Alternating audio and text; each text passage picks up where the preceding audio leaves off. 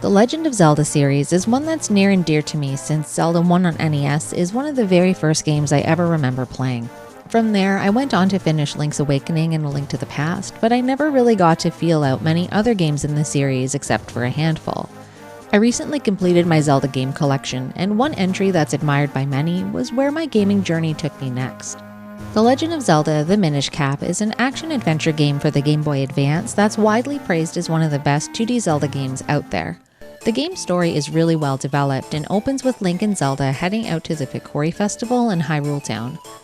While talking to the villagers there, they learn that the annual sword contest was won by an outsider that swept the competition and now has the honor of touching the sacred Picori blade as his prize for some reason.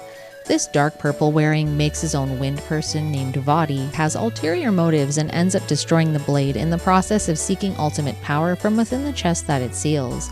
After turning Princess Zelda to stone to prevent her from interfering with his plans, Vaati escapes and Link is tasked with finding the Picori people, also known as the Minish, to restore the blade and to reverse the curse on Zelda. Shortly after starting my adventure, I was pleased with just how familiar this game felt. It was like picking up any other Zelda games that I enjoyed in my childhood with some extra bells and whistles here and there, like the ability to roll. And what a feast for the eyes this game is! The most recent 2D Zelda game I played before Minish Cap was Link's Awakening, and although I still adore the visual aesthetic of that game more than any other in the series, Minish Cap was a brand new, full-color take on this world that I found myself being pleasantly distracted by. There's so much attention to detail in this version of Hyrule that I never got tired of wandering around. Every new environment was entirely different from the last, and it was truly a joy to get lost in it all. The music and sounds in this game were a pure nostalgia trip for me. There were many songs pulled from some of the earliest games in the series, and they were recreated with more range and depth than I've ever had the pleasure of hearing them before on a console. The soundtrack was honestly one of my favorite parts about the whole game, and I found myself pausing often to take it all in. The music and visuals both tied the whole sensory experience together nicely, and although I wish I could say the same for all of the sound effects, not all of them were positive additions.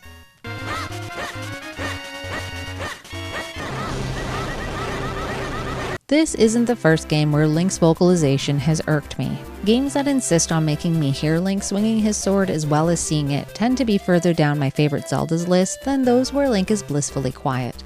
Some of my favorite moments in Minish Cap were those where no fighting was required, like cutscenes or moments where I could walk around speaking to NPCs. I stood still a lot more often in this game than others I've played just to take a break from all the yelling and for a chance to hear the gorgeous soundtrack once in a while. The gameplay in Minish Cap was much of the standard Zelda fare, lots of exploration to open up new areas, finding and using items, and killing enemies for rupees and life. Exploration was significantly more complex here and involved a new core mechanic where Link can shrink down to the size of the Minish people to access microenvironments. Ezlo is Link's living hat and facilitates his shrinking and growing, and Link's duress face while he's being downsized made me laugh almost every time it happened. He's clearly not enjoying whatever Ezlo's doing up there. Is that fear, anger, sadness? This is the most emotion I've ever seen Link express. As Link's torturer, Ezlo should have easily been one of my favorite characters here, but he got into my bad books pretty shortly after his introduction. He's able to be called upon for tips at any time during the game, but he also had the bad habit of foisting his tutorial-like help upon you whether you wanted it or not. I did appreciate this when I took a break from the game for a few days, simply as a reminder of what I was doing when I last left off, but Ezlo was notorious for parroting things that we'd literally just learned seconds before, and rarely had much new information to contribute to the quest. His backstory and how he's tied into the main plot was actually pretty interesting, and as a main story side character, he's probably my favorite so far from the entire series. I loved how much shrinking down in size expanded upon the game's seemingly small world. It got me thinking about the details of every single screen I traveled through, and I made mental notes of little doorways and tiny ladders that I couldn't reach yet to come back to later. Visiting with various Minish people and seeing the way that they used everyday items in their decor was extremely charming, and it was obvious that a lot of care and thought went into designing their homes and spaces.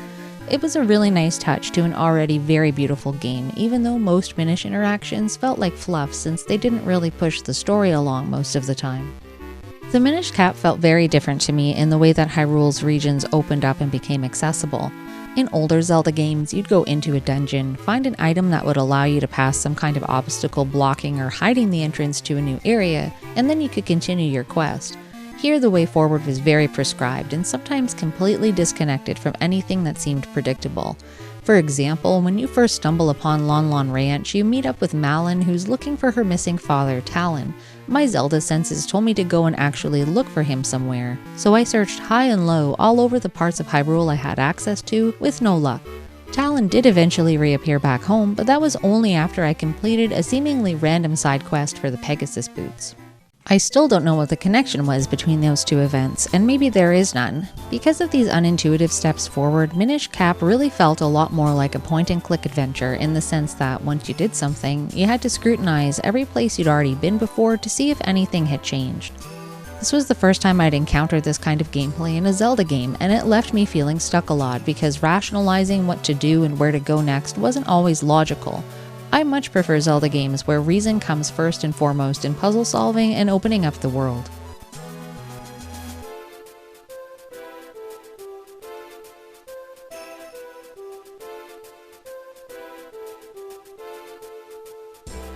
Finding new items had an added level of complexity to it as well, because even though many of them could be found by simply exploring the overworld, some were hidden behind Kinstone fusion events. Like burning down trees with the candle in Zelda 1, matching kinstones with people and things in Hyrule sometimes removed physical barriers, could cause NPCs to move out of the way of a blocked path, or could cause them to have a change of heart to progress the story. To fuse kinstones with someone, they had to show you a thought bubble when you approached them, but these fusion events suffered from the same problem I had with other parts of the game. I wasn't sure what would necessarily trigger someone to want to fuse with me. To make matters even worse, some characters could be fused with multiple times at different parts of the story, so it was another case of constantly checking to see if anything had changed every time I took a step forward in the game. Although there aren't a lot of required Kinstone fusions, there are many others that provide quality of life upgrades to Link, like extra empty bottles, wallet, bomb bag, and quiver upgrades, pieces of heart, and speed improvements to skills like digging or arrow shooting. This is all fine and good, but stuff between all of these great discoveries are chests containing mysterious shells, rupees, and other Kinstone pieces. The running around never seemed to end, and with so much of what I'd consider filler between important items, I got bored of this pretty quickly. I ended up finishing the game with very few heart containers, 2 bottles, and none of the major skill speed upgrades because I just couldn't be bothered. This game is shorter overall compared to other Zelda games, so I was almost wondering if having Link running all over Hyrule fusing with strangers was a means to lengthen it. At a time in my life when I didn't have so many other games I'm wanting to play, a side quest like this probably would have felt a lot more fun. Here though, it just felt like a chore. Some of the best parts of this game for me were the dungeons. They were just linear enough to not leave me wandering around for too long, but they also had enough puzzle solving elements to keep things feeling challenging. I was pretty happy that lots of these areas required the use of items you'd found previously too. So many Zelda games have most of the dungeon puzzles revolving around the item that you find there, and although this was still true sometimes in Minish Cap, Link's inventory felt very well used. The sentiment about good item use could also be said for the boss fights at the end of each dungeon. These were some of the most creative bosses I've ever had the pleasure of playing through, requiring growing and shrinking, multiple items to exploit weaknesses, and a solid winning strategy to make it through them alive.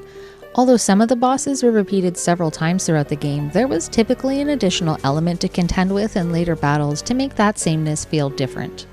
The last stretch of the game was a good build-up to a really intense final confrontation, but I did find quite a bit of the final dungeon area very repetitive.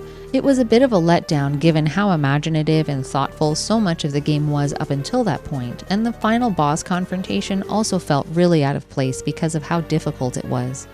I don't want to give too much away, but it was the first time in the game where I found myself hitting a wall and having to really hold on to each and every heart in my health bar. I'm all for a challenge, but in a game where puzzles felt pretty instinctive, I really struggled to get my head around the final fight. The Legend of Zelda: The Minish Cap is a colorful new adaptation of the action-adventure game style that swept gamers up and away in the late 80s, but for me, it hasn't knocked any of the classic Zeldas off the top of my favorites list. Even though this adventure expanded and improved upon many of the aspects from the first few entries in the series, it also threw in what I felt were many make-work projects that often stole the focus, barring me from truly having a great time with it. It's far from what I'd consider a bad Zelda game, but I guess I just prefer my games cut and dry without too much fluff bursting from the seams. It's definitely a must-play for fans of the series for the graphics and soundtrack alone, but to me, the Minish Cap was like a nice wool hat that looked great but made my head feel a little itchy.